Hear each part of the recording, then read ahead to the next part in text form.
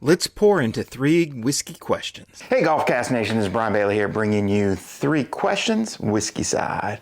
We just came off of Irons and Oak this weekend. That is a 3-day event here in Charlottesville, Virginia, where we have local distilleries that help us out. Ragged Branch, Silverback, Catoctin, Lost, Whiskey.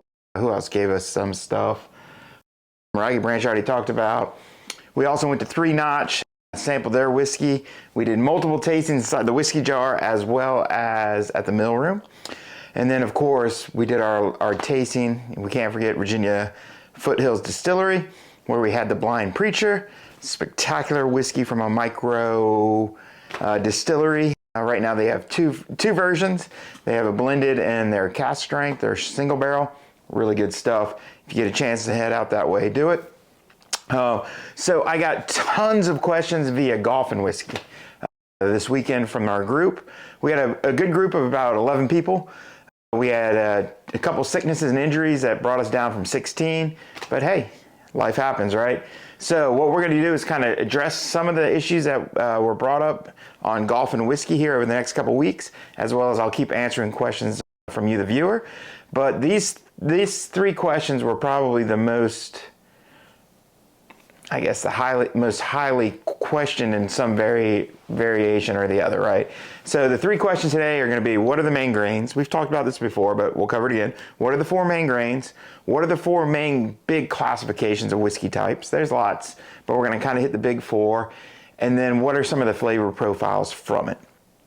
So we're going to focus on Scotch, Rye, Bourbon, and Irish, just because those are what most people think of when they think of whiskey. Yes, there's the Lincoln County process. Yes, there's Tennessee whiskey, right? Yes, there's versions of wheated whiskeys, blended whiskeys, all kind of stuff like that. But again, we're going kind of high arc. And this is really because about half of the group were kind of whiskey newbies. They were more golf centric.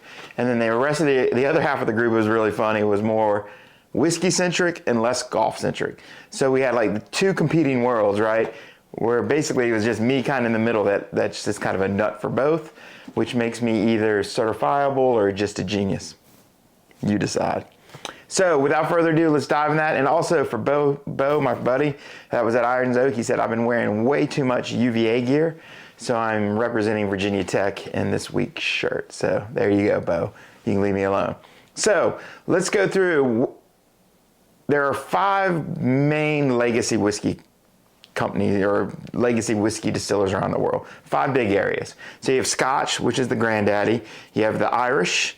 You have American, which you would think of as bourbon and rye. You have Canadian, that also does a corn whiskey version of bourbon. It has to be American to be bourbon, and they also do rye. And then you have the Japanese, and the Japanese make whiskey very similar to Scotch.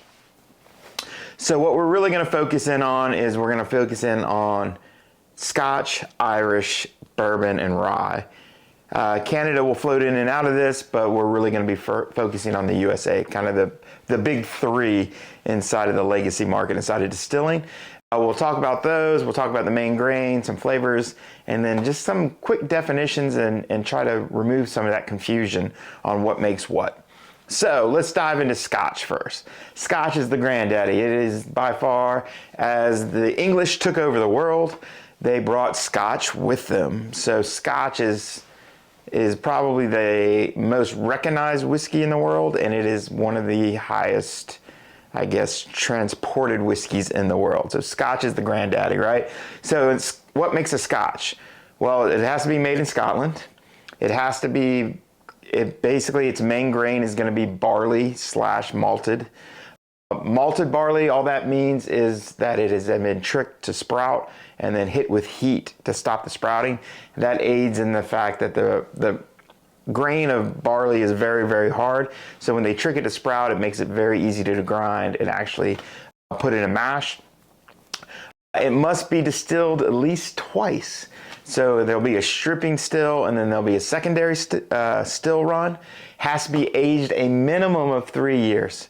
So 3 years in a barrel. The beauty of that, they say vessel, that doesn't have to be, like in the US, it doesn't have to be a brand new barrel. It can be any used barrel. So you'll see a lot of times we have a gluttony of barrels coming out of the US due to the bourbon rules.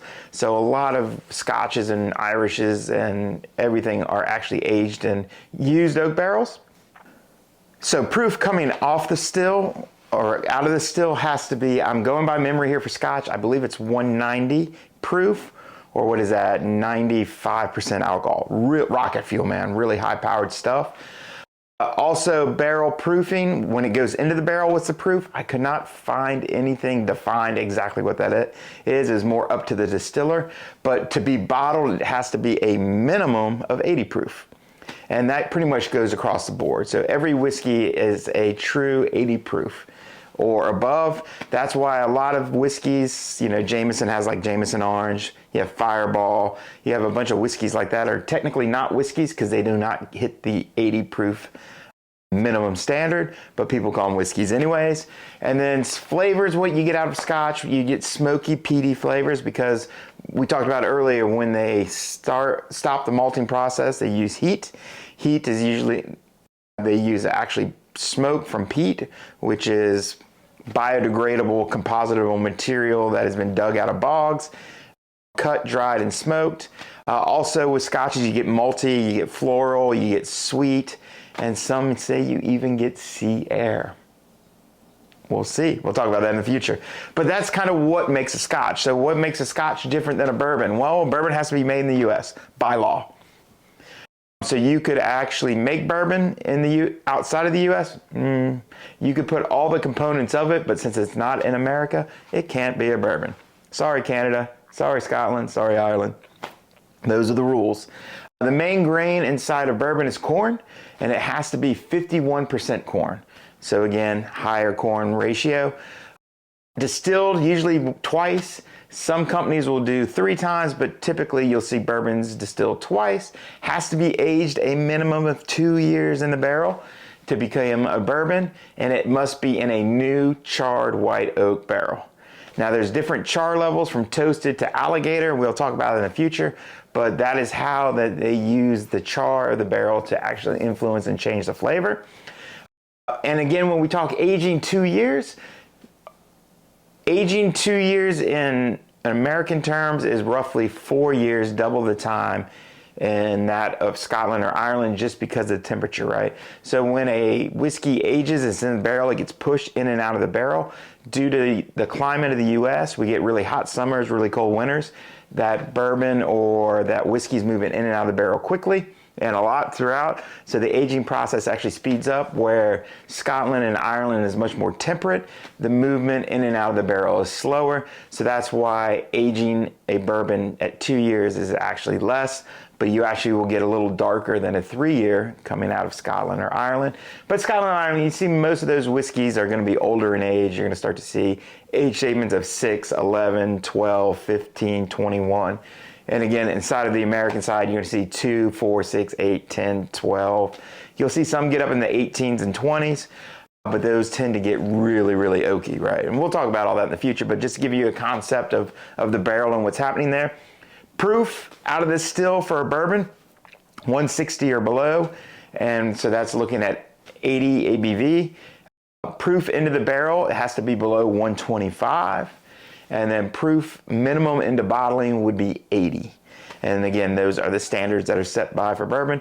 And again, when you think of a bourbon, what do you think of? You think of sweet, you think of caramel, you think of vanilla. Those are the 3 main flavors. Now, depending, it could have a wheat sweetness as well as smoothness due to wheat being a grain added.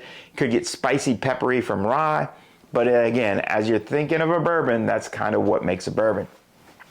Let's jump over to Ireland, and we're going to talk about Irishes. Again, they use barley and malted barley as well, but they distill 3 times. So the Irish process is they run it through the stills 3 times, thus making their product smoother. But it also has the ability to strip some complexities, right? So as we run it through the distilling process more and more, we make the alcohol purer and richer, but we start to lose those components that actually give flavor. So due to the extra still, they get much more of a smoother product, but again, you might lose a little complexity. Minimum 3 years in the barrel. It's kind of like Scotch. They can use old barrels. It has to be a oak vessel, I believe is how the Irish say it. Coming off the stills, 190, again, just like Scotch from what I remember. And then into the barrel, again, it doesn't say, it's more of distiller's choice, but it has to be bottled at a minimum of 80. Again, so a lot of times when you think of Irish, you think of smooth, I think of honey, I think of very light, friendly whiskeys, kind of like the Irish people. So Irishes are wonderful for that. The last thing we're going to talk about is rye, right? We're going to talk about rye. Ryes come from the US and Canada. That is our native grain. Scotland and the UK, Scotland, UK, and also Ireland, their number one grain is barley. Here in the States, it's rye. We have lots of it. Rye needs to be distilled at least twice in the production, minimum of 2 years in the barrel, very similar to that of bourbon. We charred in white oak below 160, coming off the still, no more than 125 going into the barrels, and then again, proof of the bottle, I believe, has to be a minimum of 80. And when you think of spice, you tend to get honey sweet more than caramel sweet that you think of a bourbon, but you also get that spicy pepper, baking spice, cloves, nutmegs, that really bold flavors with rye. So that's kind of the arc. So one of the big winners we had this weekend was Redbreast. This is the Lustau, which is actually sherry finished. So this was probably the number one enjoyed whiskey from a lot of the newbies because it's very sweet, it's very complex, it gives you some great flavors. So I went in and poured a small taste here. On the nose, I'm getting sherry through the roof here. I'm getting wine notes. I'm getting tons and tons of sweet honey. Again, I'm getting that friendliness. Age, it's kind of a copper color. So again, bringing some age. And I know Redbreast is blended whiskeys, so it is actually a blended product. So overall, really nice nose, color, legs. Again, I know Redbreast always comes in right around 80, so it's not gonna have huge legs. So Cilantro, cheers, let's taste it.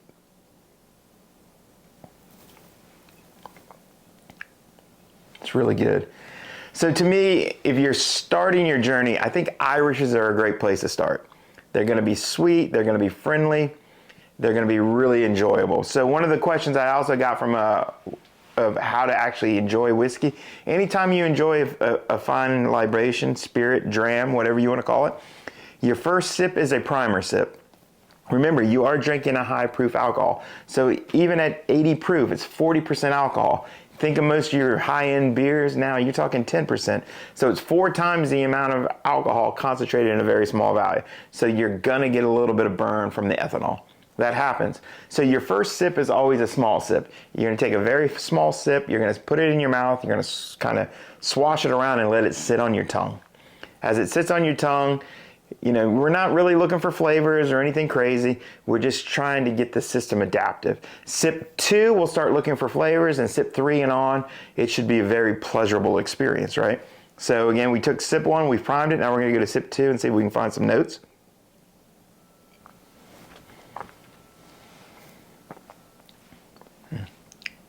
Very smooth already. I'm getting a little warmth as it goes down. Definitely getting sherry and malt kind of jumping around inside of there, but it's very well balanced. We do have some complexity of flavors. I would even say I'm getting a little bit of caramel. Kind of a honey sweetness, borderline caramel, not the burnt sugar, but it's pushing that way. I'm actually getting a little vanilla as well. But overall, that sherry and that malt, by far, by taste, it steals the show. And I'm getting some complementary oak, vanilla, a little bit of honey sweetness, pushing caramel sweet in the background. So there is complexity to this whiskey. We're getting multiple flavors, right?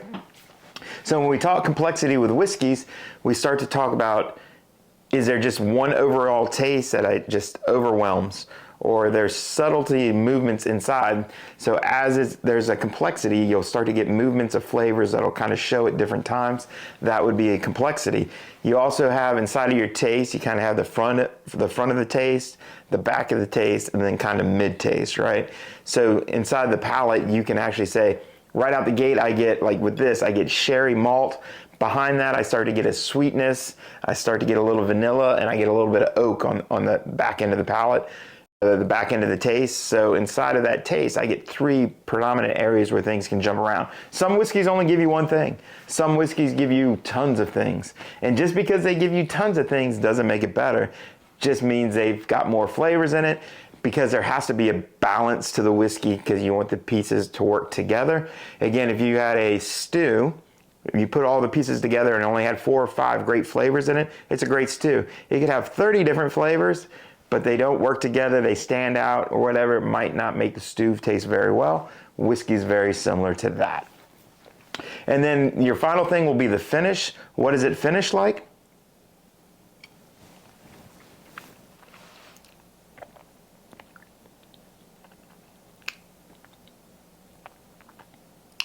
So to me, the finish on this is very sweet, a little bit of barley, actually very sweet, a little bit of barley sweetness, a little bit of sherry. Again, sherry kind of holds up all the way through. A little dry mouth, so I'm getting a little bit of dryness from it. But I would say finish on this would be medium to long. It is still hanging around. I'm still getting sweetness as I talk. So this would be a viscous whiskey because it hangs around a lot in the finish.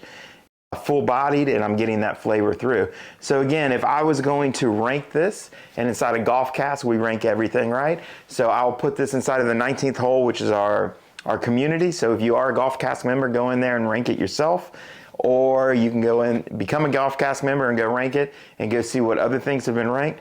On nose, I'm gonna go 3.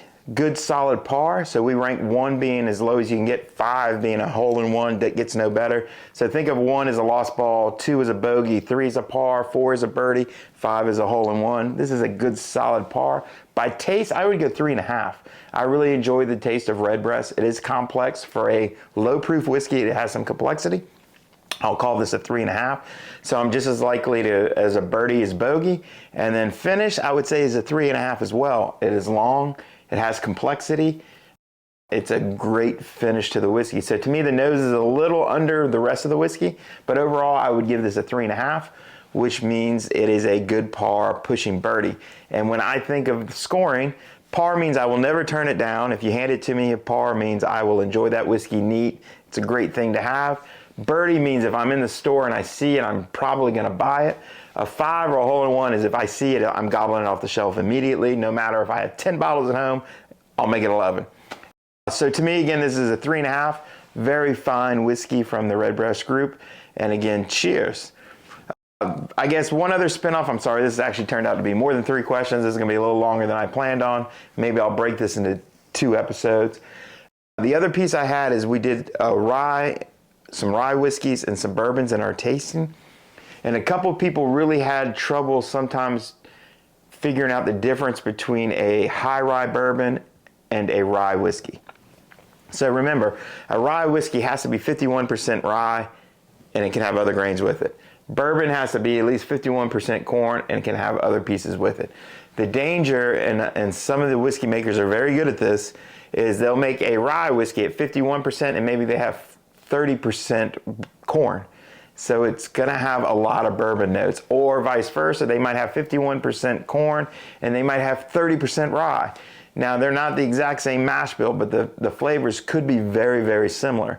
So just because it says rye doesn't mean you're gonna get this big, bold, spicy, honey sweet component. It could taste a whole lot like a bourbon because just because 51% of the mash bill has to be rye or 51% has to be corn, that secondary note, that secondary grain drives a lot of flavor as well.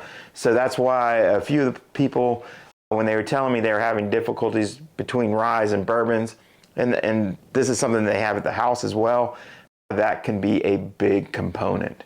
So something just to think about in the future.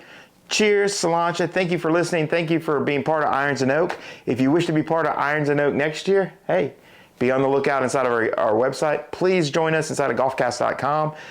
As a member, you will get opportunities for meetups inside of distilleries, pubs, golf courses, combinations of weekend retreats, escapes, things along that lines. Also, GolfCask Ireland is getting ready to hop on board. My friend Lorcan is going to kind of take the helm of Ireland and start to move us forward over there as well. And we look forward to making trips over to Ireland in 2025 as well. So thank you. Join us, join the community, live life slow, drink slow. Cheers, Solancha. Until next time.